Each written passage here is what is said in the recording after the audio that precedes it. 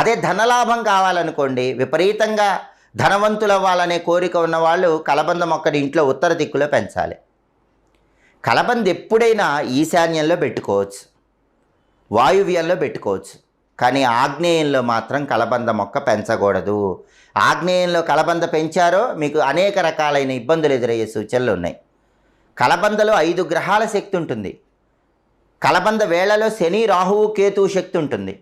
ఆకుల్లో బుధ, శుక్రుల శక్తి ఉంటుంది. కలబందలో త్రిశక్తుల స్వరూపం ఉంది.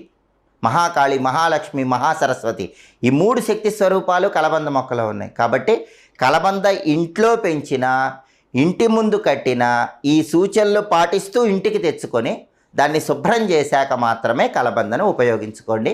సకల శుభాలు కలుగుతాయి. ముక్కోటి దేవతల అనుగ్రహం వల్ల అఖండ రాజయోగం కలుగుతుంది. అలాగే పరిహార శాస్త్రంలో నిమ్మకాయల దండ పరిహారానికి కూడా చాలా శక్తి ఉంది.